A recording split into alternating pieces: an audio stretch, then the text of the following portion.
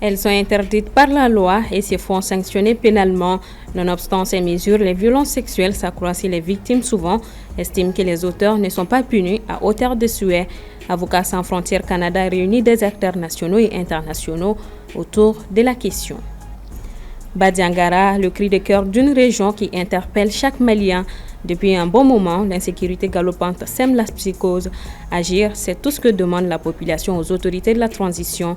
Les dossiers de la rédaction à suivre. Bientôt, les admis au DF 2024 prendront le chemin du lycée. Les orientations sont effectives et disponibles sur une plateforme digitale créée par le département de l'éducation. Mesdames et messieurs, bonsoir. Trouver des voies et moyens pour surmonter les défis liés aux violences sexuelles, c'est l'objectif recherché par Avocats sans frontières Canada en organisant un séminaire qui réunit les acteurs professionnels nationaux et internationaux autour de la question. Djeneba Samaki. Ce séminaire de 3 jours qui prendra fin le 14 novembre 2024 est consacré aux poursuites judiciaires relatives aux violences sexuelles liées au conflit et aux difficultés à rencontrer pour traduire en justice les acteurs de ces violences.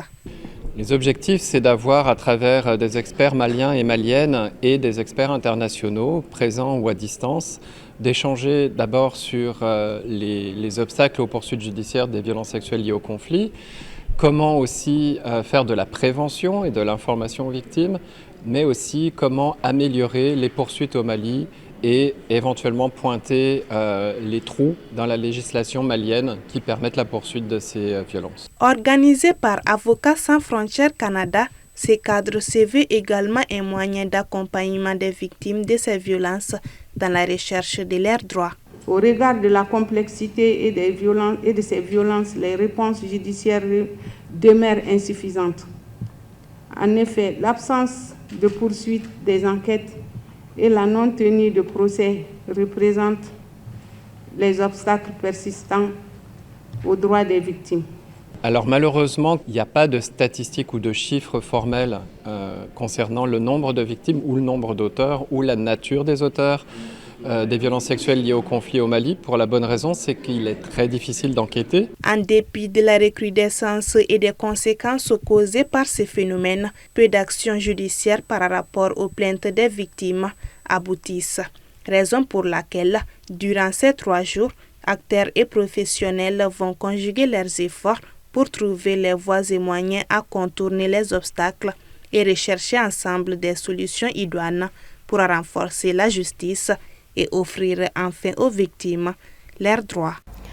La 10e édition de la revue annuelle des réformes politiques, programmes et projets communautaires de l'Union économique et monétaire ouest-africaine s'est ouverte ce lundi 11 novembre 2024 à Bamako. Les 3 jours de discussion porteront sur les réformes dans le domaine de la gouvernance économique, de la convergence et du marché commun. Durant 3 jours, les participants vont revisiter en profondeur les réformes et politiques communautaires afin d'identifier la nature précise des lenteurs ou des problèmes qui affectent leur transposition et leur mise en application. Au terme des travaux, le rapport issu de la revue annuelle sera présenté au président de la transition.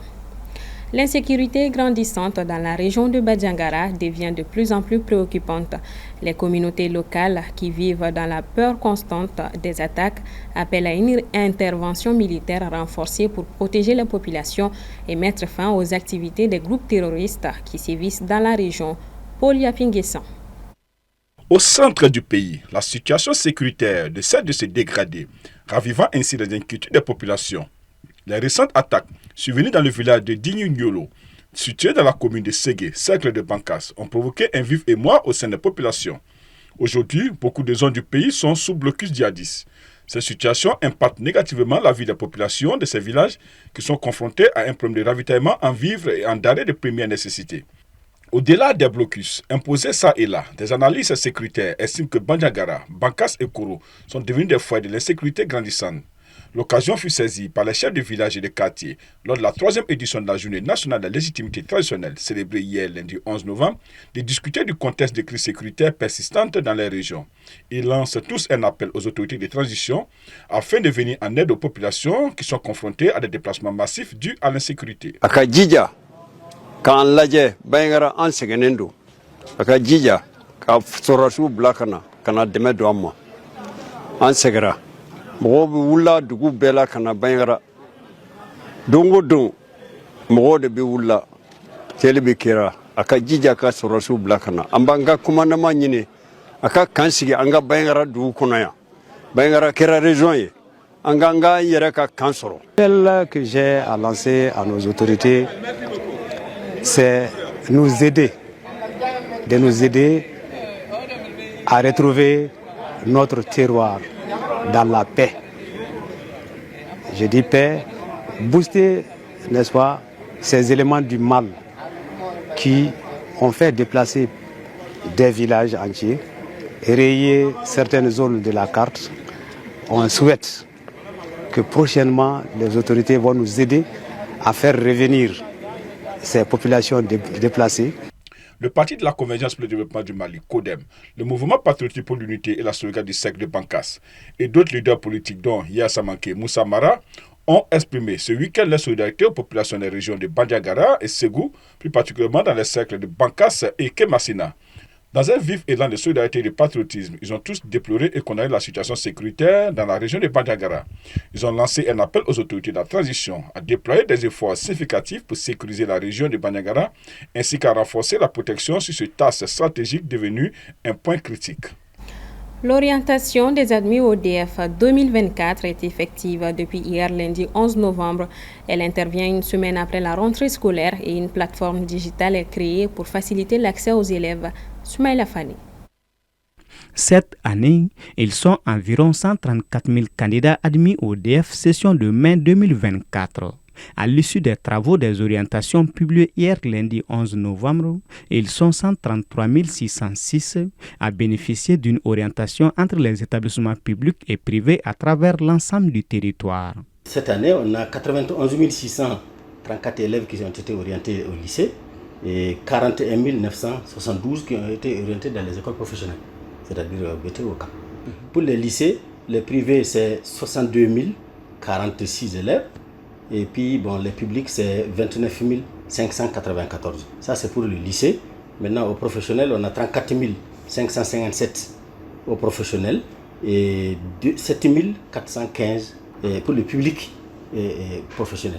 Dans un communiqué du 11 novembre, le département de l'éducation a indiqué que les orientations seront disponibles sur un site spécialement conçu pour faciliter l'accès aux candidats. C'est pour un peu minimiser les mouvements, les déplacements, et que ce système a été adopté. Et ça rentre dans le cadre en fait, de la digitalisation du système qui avait commencé depuis déjà un moment, avec l'appui de certains partenaires, particulièrement la Banque mondiale, dans le cadre du MICRA, pour la mise en place d'un SIG, un système intégré de gestion de l'éducation. D'énormes difficultés avaient été constatées sur ce site pour son accessibilité par les parents d'élèves quant à l'orientation de leurs enfants. La plateforme a connu certaines difficultés lorsque nous avons mis les orientations en ligne. Vous savez, après le communiqué que le ministère a transmis un peu partout, tous les élèves et les parents d'élèves ont essayé en même temps d'accéder à la plateforme. On avait à peu près de 50 000 demandes de requêtes qui essayaient d'accéder en même temps à la plateforme. Et cela a bien entendu créé des dysfonctionnements qui faisaient que tout le monde ne pouvait pas avoir accès en même temps à la plateforme. Cependant, pour pallier ce problème, le ministère a mis en œuvre les outils nécessaires pour faciliter toutes les recherches utiles sur la plateforme. Il vous suffit simplement d'ouvrir un navigateur et d'accéder au portail de l'éducation à travers ce lien www.porteduc.ml. Une fois que vous saisissez ce lien dans votre navigateur, vous avez accès au portail de l'éducation. Un peu plus haut, vous avez Orientation 2024 en surbrillance. Vous pouvez cliquer là-dessus ou simplement défiler et un peu plus bas, cliquer dans le menu Orientation. Une fois que vous cliquez sur le menu Orientation, vous avez la possibilité maintenant de rechercher votre enfant en rentrant l'académie dans laquelle l'enfant a passé le DEF et le numéro de place de l'élève. Et hop, vous avez accès aux informations relatives à l'enfant. Au-delà des orientations, la plateforme contient aussi les demandes de transfert, de maintien et d'inscription, mais aussi les résultats des examens et concours du secteur de l'éducation. Et on ouvre la page santé de ce journal. Plusieurs nouveaux cas de Mpox ont été signalés sur le continent, principalement au Burundi et en République démocratique du Congo, où le variant a fait le plus de victimes. Le nombre de cas signalés depuis le début de l'année dépasse désormais les 50 000. Aminata Keita. La vitesse de propagation du virus du Mpox en Afrique subsaharienne est en léger ralentissement, le nombre de cas restant toutefois en hausse en République démocratique du Congo, épicentre de l'épidémie actuelle, indique jeudi l'Agence sanitaire de l'Union africaine. Le Centre africain de contrôle et de prévention des maladies Africa CDC a signalé 2532 nouveaux cas de variole du singe lors d'une conférence de presse en ligne tenue en fin de semaine dernière où il faisait le point de la situation. Le directeur général du centre, Jean Kasseya, a déclaré que 19 pays sur le continent avaient signalé 50 840 cas du Mpox depuis le début de l'année, dont plus de 11 450 cas enregistrés au cours des 4 dernières semaines dans 15 pays africains. La semaine précédente déjà, le continent a signalé 2532 nouveaux cas, dont 345 cas confirmés et 32 nouveaux décès. Pour le CDC, le continent se trouve dans la phase aiguë de l'épidémie. Les données de l'Agence de santé spécialisée de l'Union africaine montrent que le nombre de cas confirmés de variole en Afrique a augmenté de plus de 545% cette année par rapport à l'année dernière. Le plan d'action de 6 mois élaboré par Africa CDC et l'Organisation mondiale de la santé, évalué à 600 millions de dollars, consacre 55% de ce budget à la lutte contre le Mpox dans 14 pays déjà touchés. L'Afrique centrale est la plus touchée par l'épidémie avec 85,8% de tous les cas signalés et 99,4% des décès. La RDC et le Burundi sont les deux pays les plus touchés, représentant par elles seules 86,7% de tous les nouveaux cas signalés. La RDC, qui comptabilise plus de 39 000 cas et plus de 1000 décès depuis le début de l'année, a lancé le mois dernier une campagne de vaccination avec quelques 51 000 personnes vaccinées sur une population de plus de 100 millions. Par ailleurs, le seul vaccin déployé à ce stade, fabriqué par le laboratoire danois Bavarian Nordic, est uniquement destiné aux adultes, tandis que près de 40% des contaminations concernent les enfants de moins de 15 ans.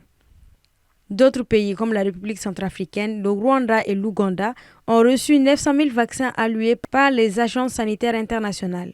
Pour l'agence de l'Union africaine, même si certains pays n'ont pas encore enregistré de cas, ils restent à risque en raison de la transmission transfrontalière. C'est le cas du Mali qui pour l'heure n'a enregistré aucun cas de la maladie. Par contre, des cas ont été enregistrés en Côte d'Ivoire à la frontière avec le pays. Toutefois, d'autres pays frontaliers du Mali n'ont eux aussi pas encore enregistré de cas, à savoir le Niger, le Burkina Faso ou encore le Sénégal. Au Niger, le gouvernorat d'Agadez a annoncé ce lundi 11 novembre que 9 combattants du mouvement rebelle du Front patriotique de libération, créé en soutien au président déchu Mohamed Bazoum, s'y sont rendus avec leurs armes et munitions. Les redditions du membre du FPL ont commencé début novembre grâce à des négociations discrètement menées par d'influentes personnalités locales, d'après Air Info, un média réputé d'Agadez. Les autorités de Niamey, qui luttent par ailleurs contre des attaques terroristes, ont renforcé la sécurité avec des patrouilles militaires, des contrôles et fouilles de voitures et motos. Point final donc à ce 19h45. Merci à vous de l'avoir suivi. À demain pour une nouvelle page d'actualité. Bonsoir à tous.